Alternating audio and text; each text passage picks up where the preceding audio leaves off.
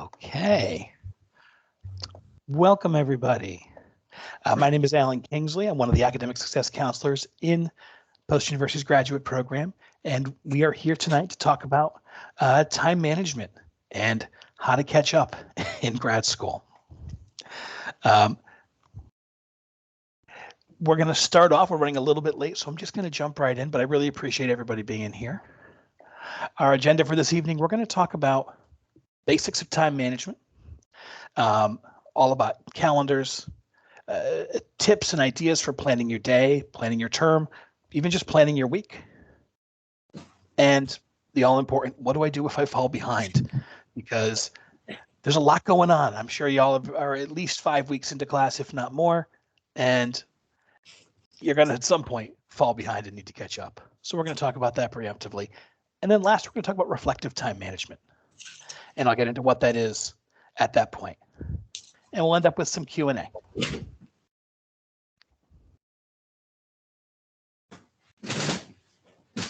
Okay.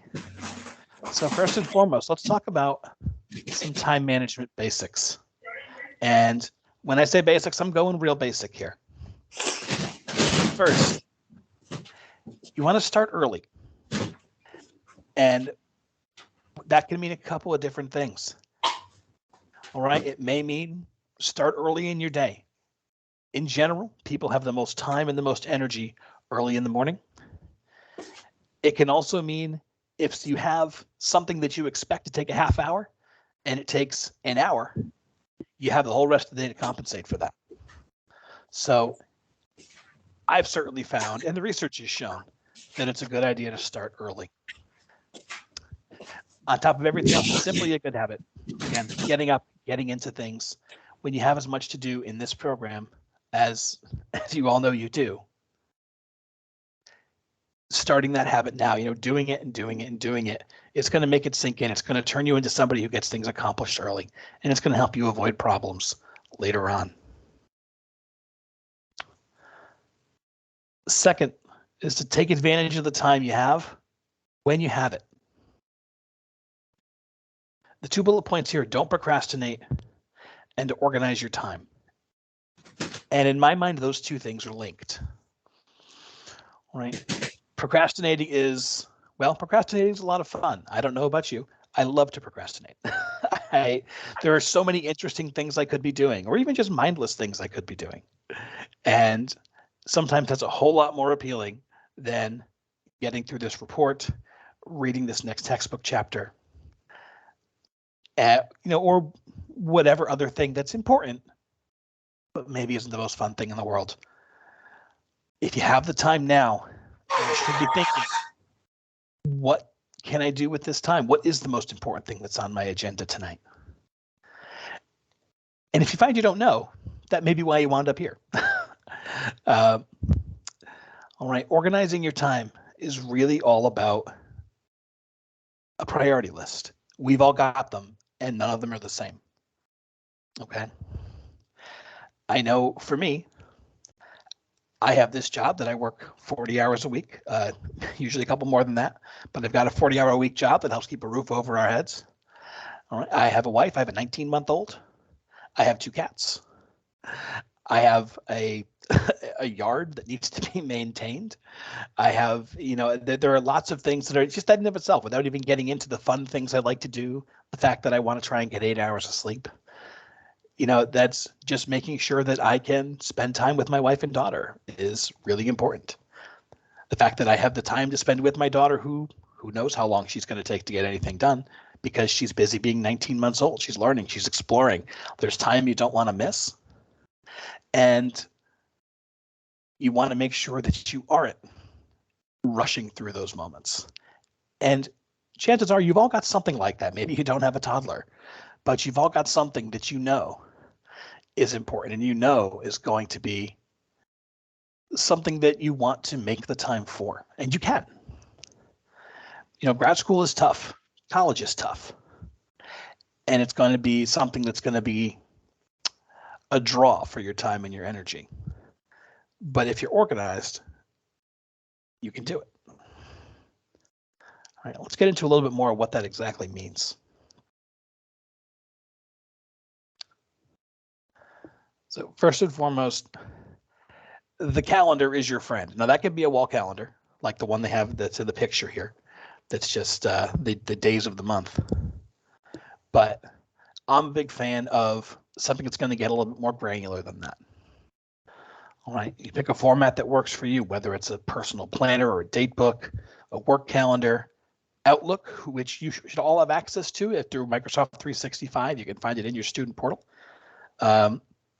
Outlook has a great calendar. Your iPhone or even Google has a calendar.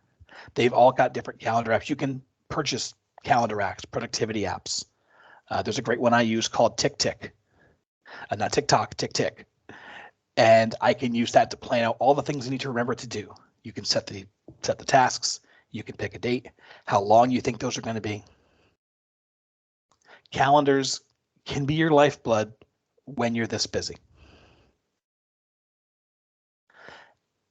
And when I do my calendar, and when you do yours, you want to make sure that you're including everything that you need it to. Again, work, family, social things you want to get done, and of course your schoolwork. It should all be on the calendar. If you keep 4 different calendars, you're just going to confuse yourself. And let's be real, that isn't sustainable. There are a lot of plates to spin. And there's a lot of things that you have to do versus you want to do. But if you put them all in the same place, you can figure out what makes the most sense for you. Updating your calendar as needed when changes happen. This is one of the big benefits to having something on your phone. All right, I know when I have a change that comes up or something I need to remember to do. I actually had just before this started, as a matter of fact, my aunt and uncle are celebrating their 50th wedding anniversary. And so my cousins put together a little page where you could record a video tribute to them, to say happy anniversary. We love you. We're so happy for you. We're lucky to know you. All the things you might want to say to somebody. And to be honest with you, I probably would have forgotten to do it if I didn't have it on my calendar, but I made a point of it. I knew that the time was drawing near, and I knew that I had an hour and a half. I got off my regular advising duties at 6 p.m. I knew this was starting at 7:30. And so I made a point on my calendar to make a note. I set aside 30 minutes out of that hour and a half to make sure that I could gather my daughter and my wife, and we could sit down, we could record a little video message for them. And that was something that was supposed to get done this past weekend. Didn't happen. But when I realized it didn't happen, all I had to do was move it to a new day. All right, the calendar is a tool to help improve your planning, and not just when things take place, but actually help you examine the time you have available to you. And honestly, I use mine very functionally. I'll be honest with you, my calendar is very boring. It has the tasks I got to do in the evening, the things I have due, the advising duties that I have, anything I need to remember just in terms of, is it a recycle week when I take out the trash? All that stuff is on my calendar. My wife's a planner woman. She has all kinds of fun planners, and she has stickers and glitter and designs, and every month has a theme to it. You can get really, really, really into calendars. If that's you, if that's fun for you, make it fun, make it interesting. What makes you want to come back and check out a calendar? She has time set aside in her week to make sure she jumps ahead to the following week so she can get into that week and not just write everything down, but spruce up the page and make it look cool and use all of her craft supplies to make something look really kind of fun and interesting. There's a whole little world out there if you really want to get deep into making your calendar something that you want to be a part of your life. And your calendar may not need to be your life forever, but it is something that someone who's more than likely balancing school and social life and everything else probably should be a part of your life right now.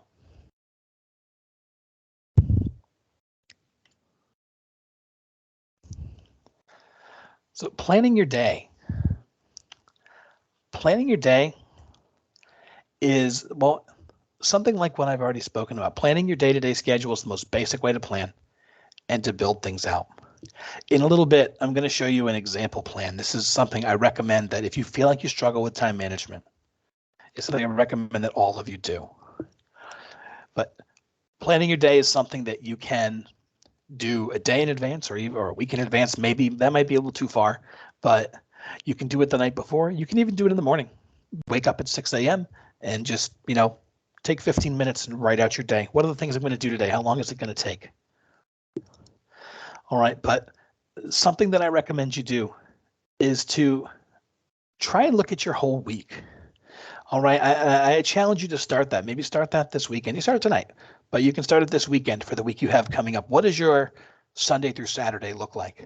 All your activities from waking up through bedtime. Block out where your time is. And you're going to see where you have gaps.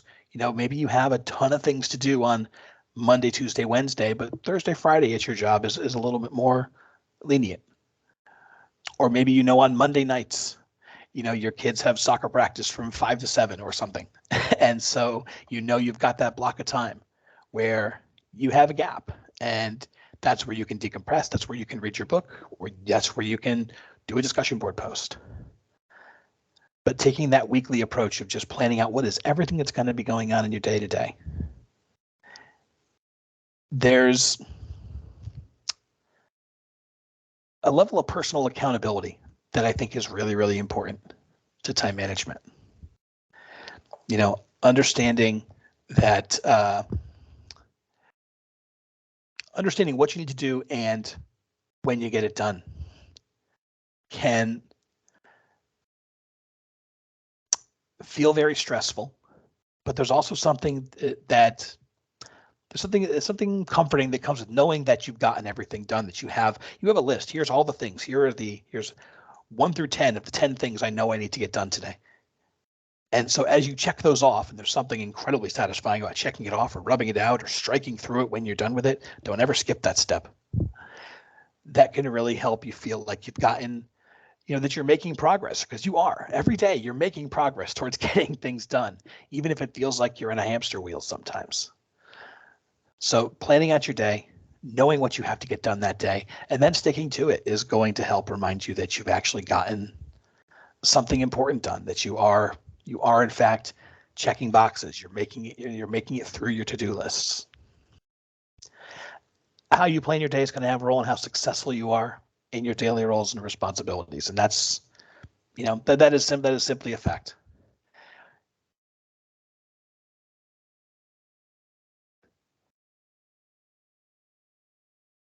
So when it comes to planning your week, and I apologize if you all see me glancing off to the side. I have 2 monitors here, but as a unit for your classes, the weekly calendar is the most important unit for a student to plan. As a student, you've seen that most of your classes have a very specific schedule to them.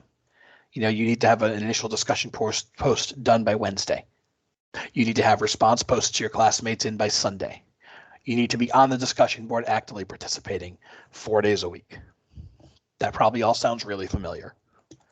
So knowing when you have the time to do these things is incredibly important. Again, you've all been in class for a couple of weeks now.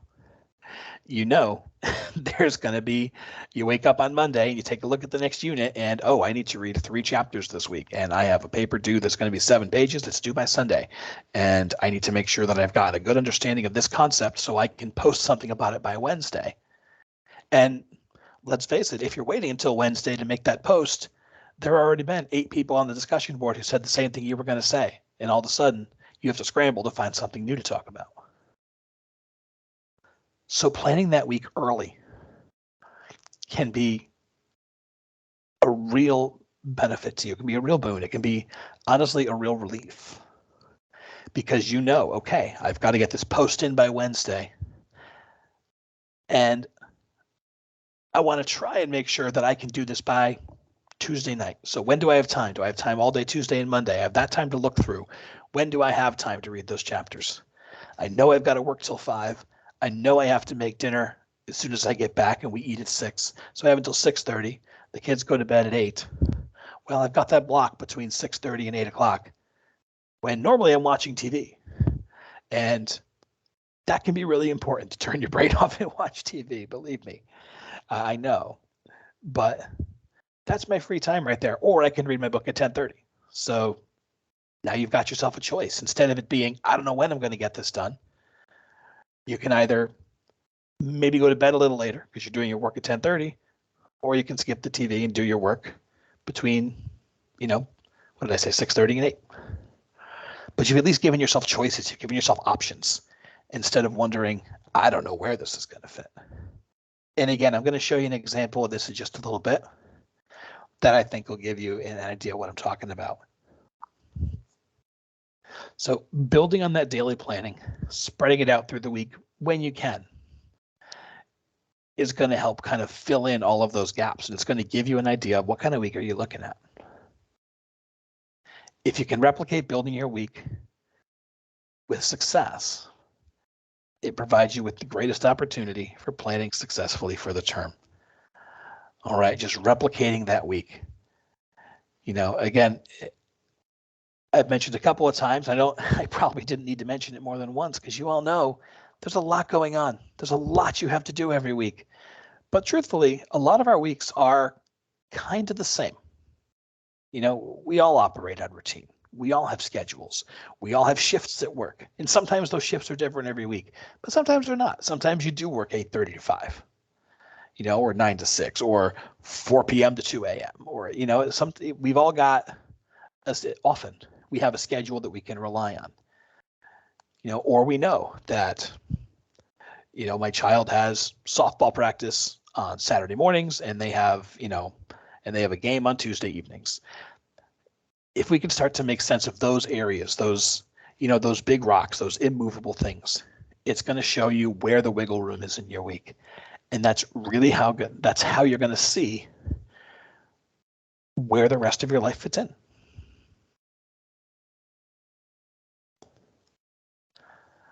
So expanding out a little further and talking about planning your term.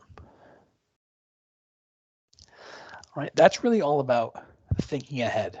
And part of the importance of time management is being proactive. That's part of the benefit of time management, is learning to be proactive and to do things that yourself. But planning your term, that's also an area where someone like myself, your academic success counselor, can help. Your advisors can help. But planning your term, again, thinking ahead, getting a head start, and making sure that I've got this coming up. In plenty of your classes, on week 1, you're going to see your professor says, hey, you've got this big thing coming up in week 6. Some of you, if you're in a business class like many of my students are, that have project bases, you come in and they say, okay, it's time. It's week 2. You're in groups and you have something to do in week 7. And here are a couple of milestones to hit. Here's a bunch of resources. Go at it. If you're in a class like that, then thinking ahead, planning your term is huge. It's huge. Because if your big deal project is due in week 7 and you've got 5 weeks, well, then you need to make sure how you get all of that done in that amount of time. But even if you're not in one of those classes, in any class you're in, you should be able to look ahead at all the additional units. You should be able to look ahead into, we're in week 5 right now, you can go ahead and look at week 8 immediately. You can see where you're going and you can plan backwards to say, I know I've got to get this in by Sunday of week 7. And there are 4 parts to it. It's currently week 5. I've got 2 weeks. So that means I need to get done 2 parts a week. Or I know I can't get it done this week. I know I can't get it done, I can only do 1 thing this week because of everything else I've got going on, which means I need to do 3 in the next week. So how do I plan for that?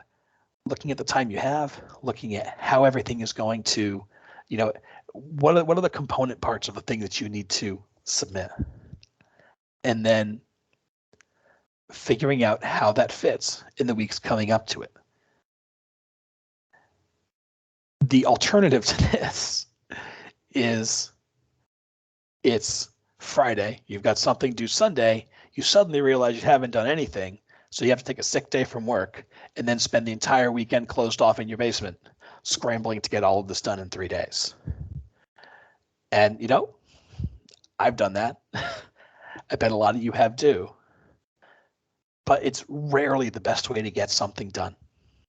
I used to tell myself that I worked the best under pressure, and that was the best way for me to get anything done, was really just that last minute cram session, get it all in, fire it off, get it back to the professor in the nick of time, and I'd come back and I'd get an A minus. And I said, look at that, it works.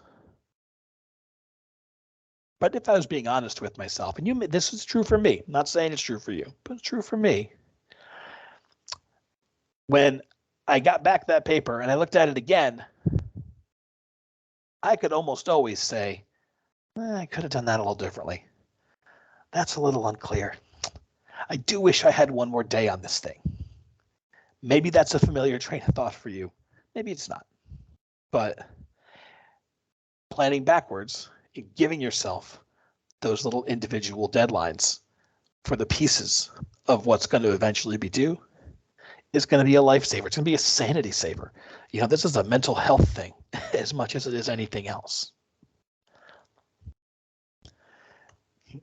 The last little part of think ahead, start early, leave room for error and unforeseen circumstances. All right, something that I strongly encourage you to do, because I know I did it when I was teaching in a classroom. This was my downfall as a fledgling teacher, is planning things down to the minute. Class starts at 10 a.m. We're going to read until 10:15. 10:16, we're going to have a quiz that'll last until 10:22. At 10:23, we're going to pick up and we're going to have a discussion for exactly 13 minutes, and that takes me to 10:35. And then class gets out at 10:48, so I figure I've got about 12 minutes to work in a vocabulary lesson, and then the last 2 minutes I can use for homework. That was the way that I would plan. And saying that out loud sounds ridiculous. But in the moment when you're trying to figure out how do I squeeze all this stuff into my day, that's the way your plans can end up.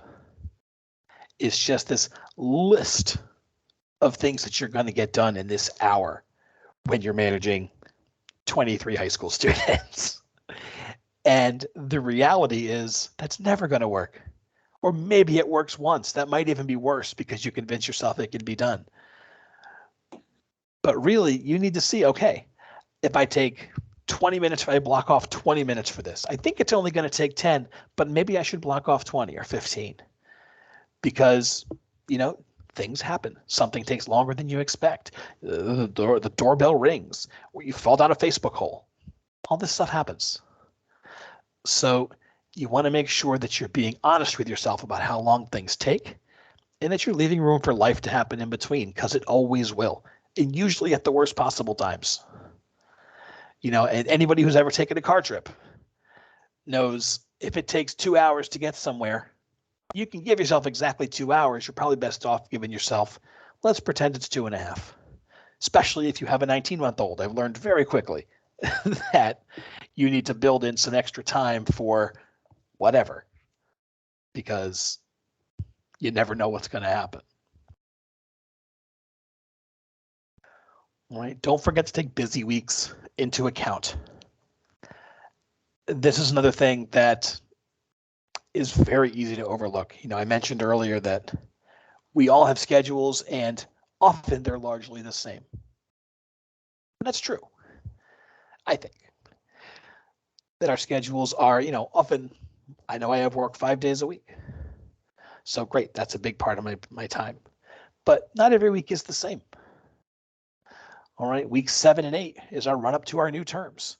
So those weeks are incredibly busy. Those weeks I'm breathless by the time I get done. Those are the weeks I've got to make sure that my 195 students are all set up and ready to go for their next class, which means I am nonstop student appointments on those 2 weeks. That is very different than week 3. Week 3, that's an important week too, but they're not the same. Midterm week is probably going to be very busy for you. Finals week, probably going to be very busy for you. Your job, more than likely, you've got deadlines, you've got projects, you've got times of year. People who work in accounting positions right now are absolutely running at the speed of light right now. And that's probably been true for them since February. They've just been going faster and faster and faster and crazier and crazier and crazier. Talk to them again in June, and they are probably not quite so breathless. So you need to look at when is your are your busy times? What are your busy days? What are your busy weeks? What are your busy times of the year? What are your busy months, seasons? And of course, social and family events. That is why you're doing all this, right? You know, you do these kinds of things for your family. You do these kind of things for the social cachet. You do, this is the hard stuff so you can enjoy the fun stuff. Don't forget the fun stuff. And especially if it's the important fun stuff, you need to build that into your calendar as well.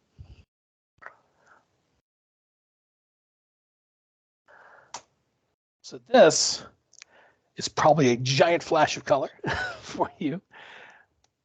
But this is an example of the weekly calendar that I was talking about. All right. Take a second and study this.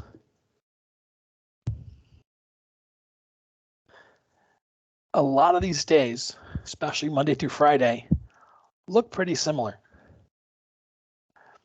Every day, 6 a.m., you wake up and work out.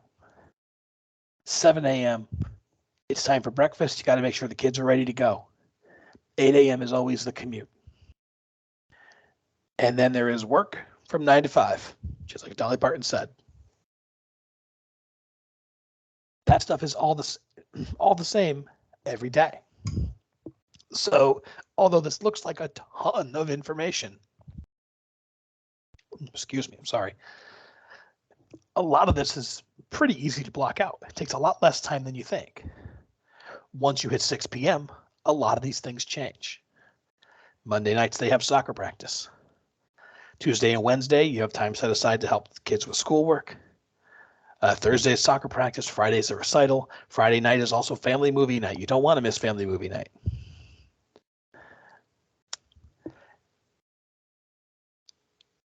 Okay, Sunday, if you notice, is largely empty. There's not a lot set aside for Sunday. They have an hour for church, but that's about it. And they were actually able to save themselves most of Sunday to watch TV, to go to church, to take a day off from working out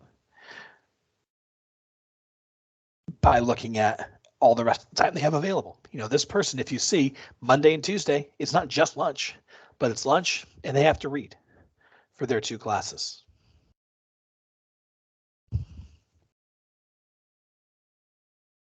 Oh, did that disappear with me? Oh, I think my screen might have disappeared.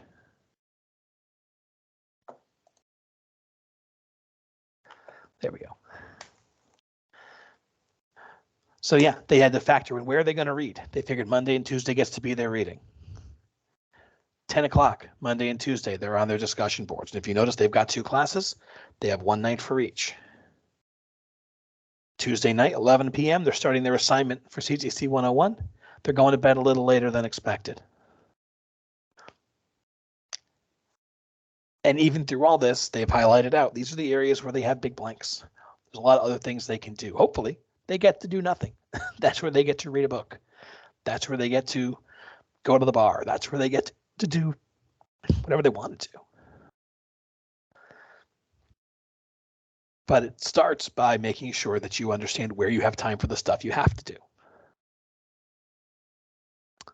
And again, and I don't mean to belabor the point, but Monday and Tuesday are their big days. That's where their lunch is devoted to reading.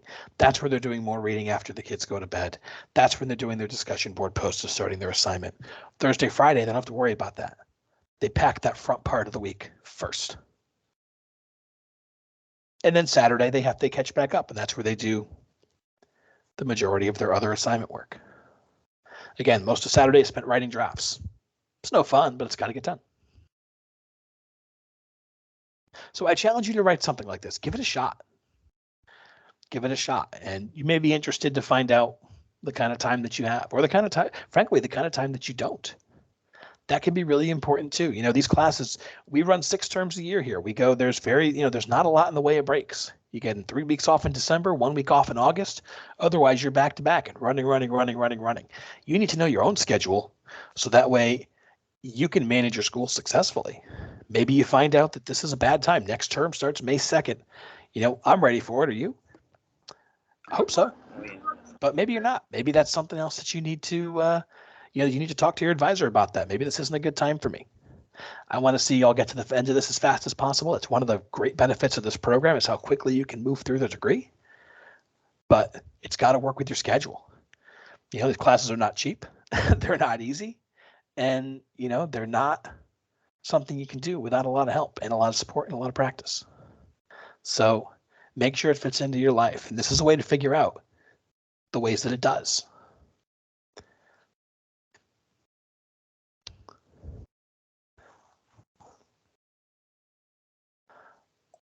All right, so we're almost done here.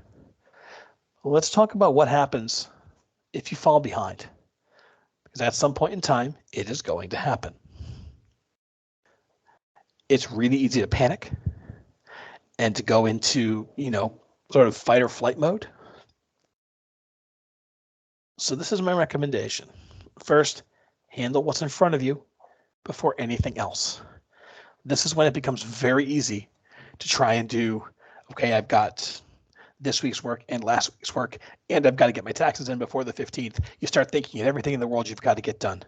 What's directly in front of you? Do that first. What's the next thing in front of you? Do that next. You know, what's the old joke? How do you eat an elephant? One bite at a time. All right. Handle what's in front of you first. Then look at that next thing. Also, reach out to your faculty and your advisor for guidance. All right, maybe that's me, maybe that's Emily Castle, maybe that's Jennifer Hardwick, Liz Ocasio, maybe that's Wendy Zullo, you know, Alex Arnold, Trudy Hope. Reach out to us, talk to us about what's going on, and maybe we can help you get oriented, help you make a priority list, help you figure out what your right next step is. But maybe even more important than us, reach out to your professor, talk to them. That can be intimidating, you know, there's no doubt. Especially, you know, the online environment. I think a lot of our professors are very good at putting themselves out there, putting their personality out there, making themselves known quantities, but it can still be intimidating. But do it. Maybe they can help you. Maybe they can't, but they definitely can't help if they don't know that there's a problem. So if you find out that you're behind, reach out to them immediately. You know, say, I'm so sorry. I know this was due on Sunday. I wasn't able to get to it. This thing came up. I'd like the opportunity to make it up.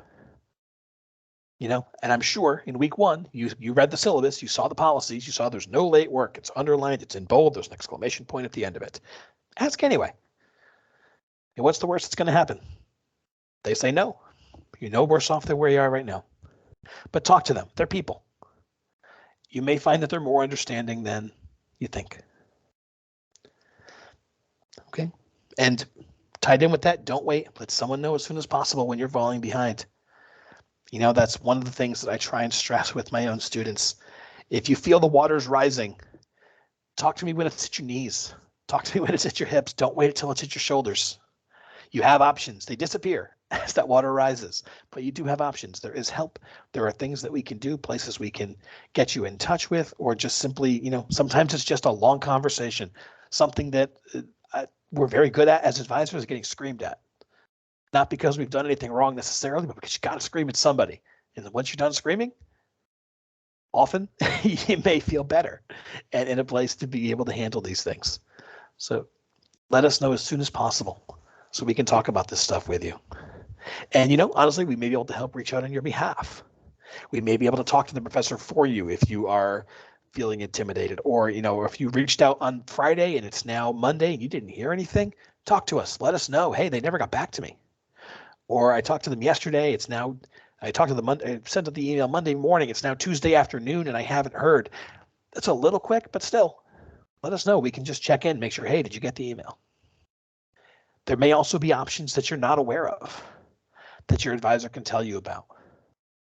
Right? There's a lot of things that you need to focus on in this program or at this school, and no matter what your program is. And that's not going to leave a lot of room for ancillary stuff. But there is ancillary stuff. That's part of why your advisor exists, to let you know what we can do for you.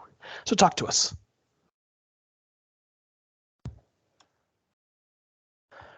Okay, the last thing I wanted to talk about was reflective time management. So reflective time management, probably a more concise way to say that is a debrief. You take your course, you get the grades you get. You may say, I did great. You might say, well, I'll do better next time. But don't just pass over it that way. Even if you did great, you got an A. That's awesome. That's wonderful. But why did you end up with an A this term? Especially if you are concerned about time management, it's not a strong suit for you. How did time management play into your grade? If you did poorly, did you run out of time? Did you miss things because you were rushing? Did something way out of your control come up? Those are questions you should ask yourself to figure out what happened. How did I wind up in this situation with this grade? And if you did well, again, did you scramble to get things done at the last minute? Could you have done better? This is the scenario I was talking about. I got the A-, but I wish I had one more day because I can see the extra polish I could have put on this. Or I did great. Did I do great because I planned everything out? Or did I do great because I took a Superman leap on Sunday afternoon and worked for 12 hours to get this thing done because I couldn't figure out any other time to do it? You can still wind up at the same grade in either place, but one of them, frankly, one of them is healthy and one of them isn't. So I think no matter where you wound up, figuring out how you got to where you got to can be invaluable. And then regardless of how that first part of the conversation went, the conversation with yourself, say, what can you do to improve your time management? Do you think you need to plan better? Were there time-sensitive things you should have taken care of early? Look at the schedule you laid out for yourself. What was negotiable? What wasn't? And then you look ahead and ask yourself the same question. What's negotiable? What's not? How do I fit anything else in the cracks? What do I need to do to make that work? There's as an advisor, something I do for plenty of my students. I make sure that I call them. I call them every Wednesday morning and say, hey, is your discussion board done? It's due tonight. Get it together. I'm happy to do that for people. Hey, it's Thursday. Did you post last night? You did. Awesome. So happy to hear it. Or you didn't. Okay, get on that right now. Got to be today. Because you need to post on 4 different days of the week and it's already Thursday. That means Thursday, Friday, Saturday, Sunday. So get on it. If it's a matter of holding you accountable, I'm happy to do that. And if I'm not your advisor, I'm sure your advisor's happy to do that too. And then also you want to take a look at your schedule with classes. Are you taking one class at the grad level is considered full-time? It says part-time versus full-time. And that isn't technically accurate at the graduate level. One class, you're considered a full-time student. But I definitely have students who take 2 a term. And that can be a great way to speed through this degree, really speed through what is already accelerated programs to do 2 classes in a term. But that's a ton of work. It's a ton of work. You should really be expecting to be spending 20 hours a week at least on every class that you take. That is the expectation. It's a part-time job. And if you can handle 2 part-time jobs in addition to your full-time job, in addition to your full-time parenting or your full-time social schedule or whatever else you have going on in your life, then if you can handle it, then great. But maybe you can't. Maybe you tried it and you didn't do so well, or you tried it and you did great, but you're so burned out you can't think straight. Look at what your schedule is. Look at how much you're taking on for yourself and decide if that's really something that is going to be beneficial to you going forward. Maybe you need to change. Maybe you need to talk to someone about it. And again, that's where your ASC comes in. But taking that extra step, doing that reflection is huge. So don't skip it.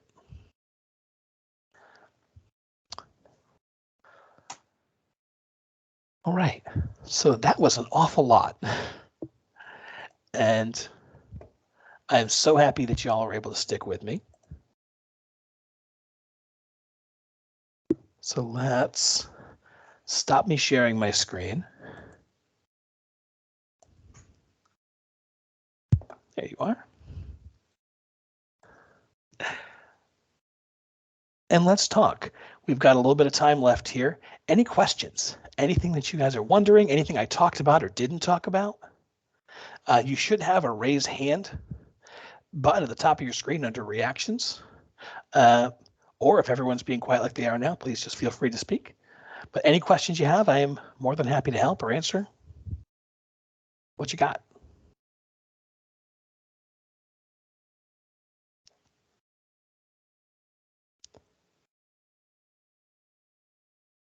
All right. So nothing yet, which means apparently I did the best presentation in the history of presentations. I love it.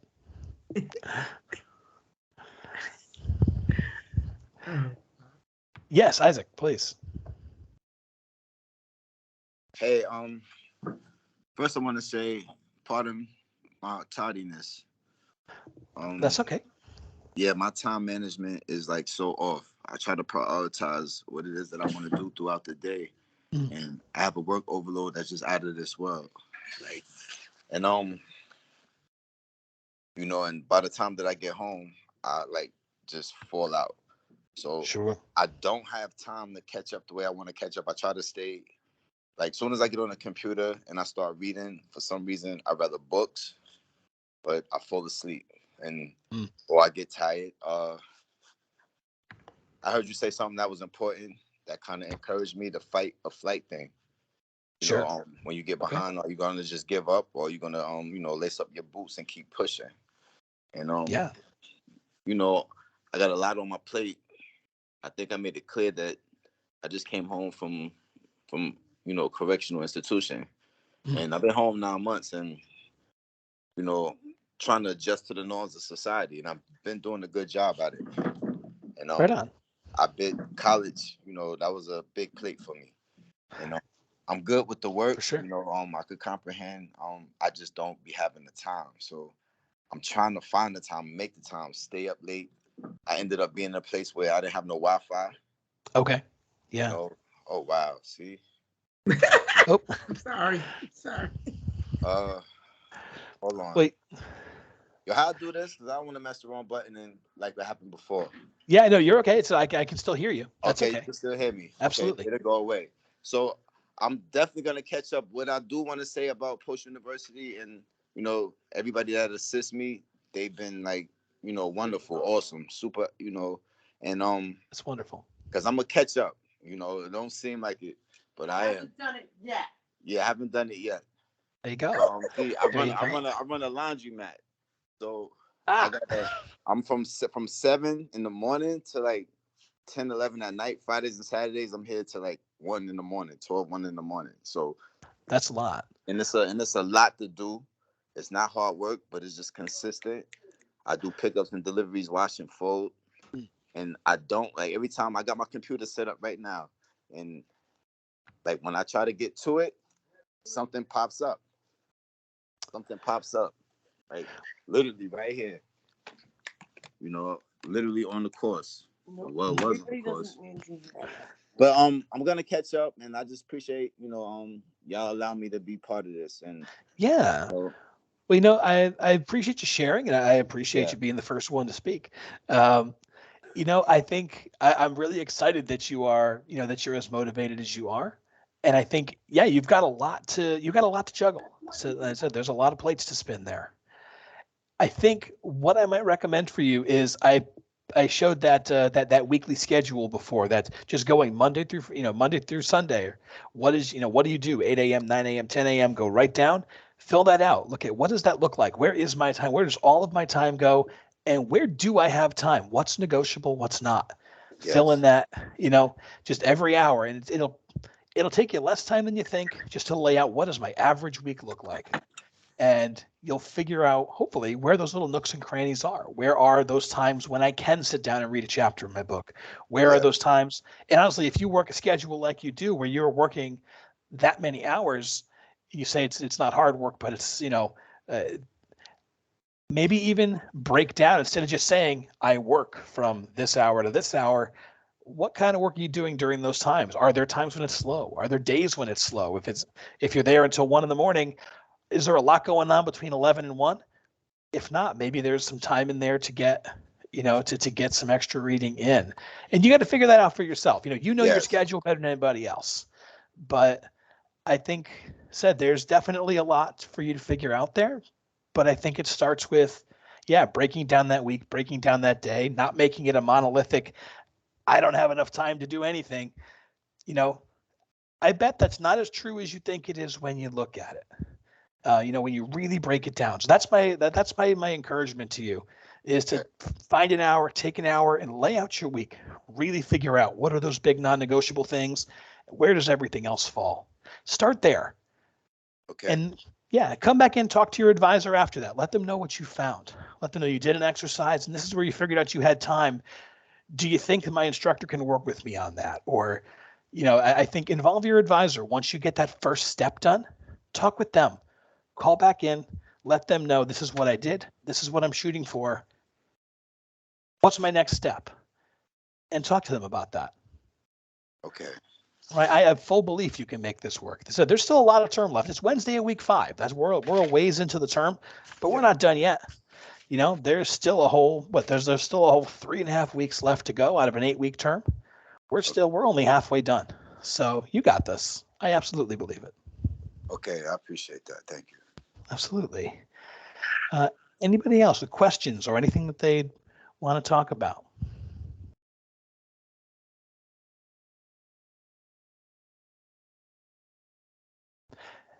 Yes, please. So Dolores. Yep. my name is Sharon. Hi, Sharon. My situation is kind of similar to his. I get up at 4 o'clock to be to work for 5. So when I get home and I try to read, I make these great calendars too, but the one you showed was really good, so I might try that. And have a hard time sticking to it. Or I get home and I sit on the chair and I'm yawning. I saw the young lady yawning and it set me off with my yawning. Yeah, any suggestions? Yeah, I get up early, but I'm off early. I'm off like 2. Okay. Yeah. Well, I think I think I have 2. First, I would recommend if you find you sit down to read and you go like, all right, it's 6 o'clock. I'm going to read from 6 to 7, and you fall asleep. Then maybe you don't take an hour to read. Block it out into 15 minutes. Just find multiple chunks of 15 minutes. Or honestly, if you set aside, I'm going to do homework for 4 hours, and you know that's not going to end up working, take a nap for an hour. Honestly, it sounds like sleep is so important. It's the most overlooked thing because you feel like you're not accomplishing anything. But really what you're doing is you're re-energizing your body. You're getting yourself ready to do other things. And, finding that time when am I going to have the energy to do this? I think you may be taking on too much. Instead, just find those small chunks to get the reading done. And something that if you have a physical book, and I know a lot of the books that post are not, but something that I was a big fan of when I was in grad school, I kept basically like a piece of oak tag, like a piece of big stick paper, and I kept it as a bookmark. And when I had stuff I needed to remember, terms or whatever, I would write them down on the bookmark itself. And so that way, when I didn't have to go scramble for notes. All I had to do was make sure I had a pen in my pocket, which I always did, because, well, doesn't matter why. But all I had to do was write it down on the bookmark itself, and then I had those important terms, or I had where I left off, or I had a reminder to myself about the stuff that needed to be kept in mind, so that way I could stop and start and still manage to get things done. So that's the first place my brain goes. Okay. And thank you, because here I am trying, I got to read this whole thing, and then I got to read over here in this chapter. And it has been, I can say it has gotten a little confusing for me, and I find myself, it's not that I can't do the work. I believe that I can. The key is I have been mismanaging my time, and I thank you. 15-minute chunk as opposed to trying, oh my God, and I'm skimming and I'm not making notes and I have 100 pens and one of them works. I'm like, what? So, I'm so happy that you find it helpful. That's great. That's great. I wish you best of luck. Thank you. And I'm going to implement that right away. Wonderful. Dolores, did I see you had your hand up as well? Oh, you're on mute. We can. Oh, Dolores. Now you hear me? Oh, there you are. Okay. I have my schedule, like I working from 8 to 4. And then when I'm at work, I'm still doing paperwork. Even with the children's laying down, I'm still trying to do, because I have to teach a strategy. I have to do posting stuff and everything for the paperwork and turning it in on the computer, which I'm learning how to do the computer, getting better than I used to be. And then when I get home, I have a young man in me. My husband take care of that. He don't talk or speak. So by the time I get him all together. And then my husband being on oxygen, trying to work with him and traveling down to see my sister, because she's in a nursing home, trying to get her together. And then by the time I wind down, it's about 9, 10. Then I'm be sitting up trying to get my work done. And like just he said, falling asleep and waking up and wake up with headaches a lot of times, trying to make sure I get everything done and trying to fit it into a schedule. Sometimes I get okay with it, and sometimes it's just like I got to take a break. And then I'll start over again. But I'm still trying, because I'm still trying to get on schedule with it. And then by the time I sit down and relax, then I don't want to do anything right then and there until I just relax, because my mind look like go blank when I'm doing everything at one time. Sure. So I stop and do this, and then stop and go do that, and then turn around, go back to the same thing. So I wind up sometimes going to bed at 2 o'clock at night, trying to work on my homework and stuff. Yeah. And so that's my problem, is trying to get all together, trying to meet those ends all at the same time. Sure. No, that's a lot. That's a lot to juggle. That's a lot of responsibility and a lot of people who are depending on you. Yeah, I can definitely see why that's a struggle for you, and I can understand being that tired. Again, it's not the same, but having a 19-month-old, I'm up at 5:45 because I need to make sure things are ready for her to get off to daycare. By the time she gets done and the cleanup is done in the house, my wife and I have about enough time to watch an episode of The Office, and then we're falling asleep on the couch, so it's time to go to bed. So I feel your pain at least a little bit. And, I think it's not easy, but I'm working on it. No, that's right. Well, and something else I'll say, and I didn't say it during the other during the main presentation, but there is a piece of time management also is to be constantly evaluating yourself. You may figure it out and say, like, okay, you know what, I got a schedule that works, and then fast forward to a new class or a new month, and that doesn't work anymore because your circumstances have changed. Things change. Things are, you need to constantly evaluate, is this still working for me? And if it's not, you got to go back to the drawing board. So that may end up, I think in your case, knowing what you have to do for the term can be really huge, because that way you can look at what's coming up at the end and how do I work backwards from that? How do I break those pieces apart? But taking a look at your weekly schedule, again, going back to that scheduling diagram and laying out, okay, this week, what does my week look like? It sounds like you already have a very good idea of what those big and movable pieces are. You've got people who need you, people who depend on you, and you need to find a couple hours in there to catch some sleep. But I think a regular reappraisal of your week is going to help you figure out where those cracks are going to be. If you can't do anything on Monday, but you do actually maybe have a little bit of time on Tuesday night because you don't have, laundry to do or something, that can help you focus on the stuff you've got to focus on Monday, because you're going to take care of it on Tuesday. Mm-hmm. And so that might be the best option. I think that's a lot to handle with. The other thing I might want to do is examine your support system, it just think about who you've got that can help, that may be able to help you out, may be able to shoulder a little extra, or may be able to,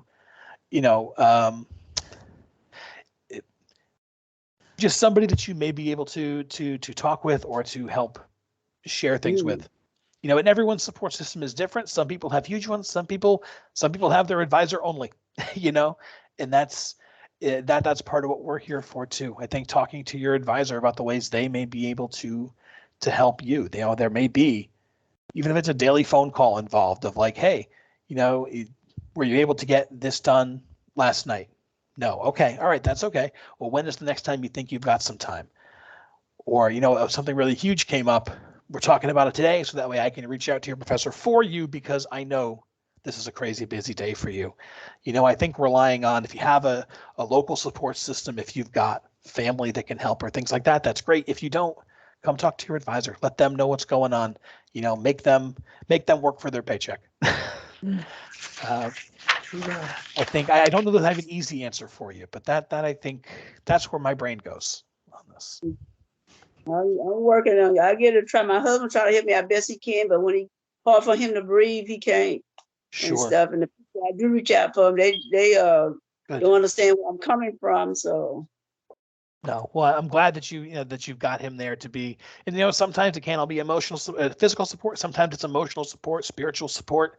It is somebody who can help in those other areas to keep you motivated, to keep you feeling fulfilled, to keep you level in other ways. Can go a long way too sometimes. So maybe he can't lift boxes, but maybe you can rely on him for that. But I wish you best of luck. thank you. I appreciate your kindness. Absolutely. All right. So we are getting a little over time, but any other questions? Anything else anybody wanted to say or ask about before I bring us to a close here?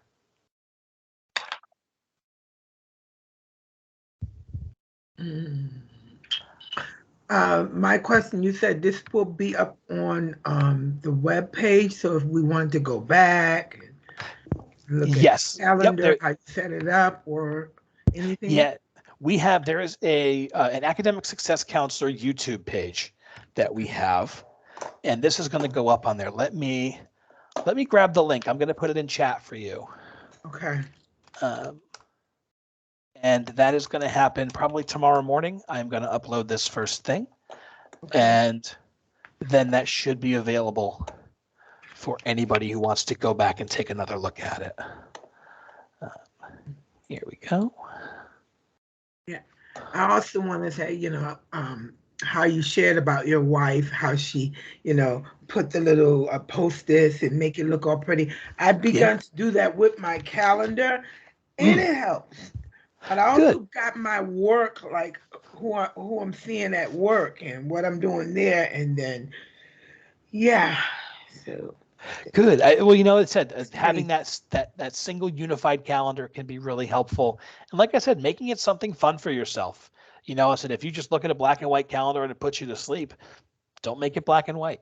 So there's a whole planner community out there. There's a whole little niche industry of a Happy Planner or an Erin Condren and all sorts of companies out there that make planners and they make planner stuff. And they want to make sure that you can have fun putting something together that's also going to help you organize your life. I recommend looking into those things. If that kind of thing is attractive to you, there's some neat stuff out there. I will say it's not cheap. That's an unfortunate reality of a niche market. There's that they can be a little expensive, but it doesn't have to be. Said you can do the same thing with craft stuff around the house. But yeah, make it fun for yourself. Mm-hmm. I'll start off with that little index cardboard. There you go. Yeah, start small, definitely. And some pens Start small. that work. This was very helpful. I got a lot out of it. I'm so glad. Thank you for saying so. All right. Well, we are at our time, folks. So I am going to bring this to a close, but I really appreciate you sticking with me with those initial hiccups. Any further questions, please don't hesitate. Reach out to your advisor. My name is Alan Kingsley. You're welcome to ask for me. I'm one of the MBA advisors here. But yeah, I wish you all the best of luck in your academic journeys. I hope you all have a wonderful evening. Okay. Thank you again. Hey, thank you. Thank you so much for everything. It is really wonderful. You're so welcome.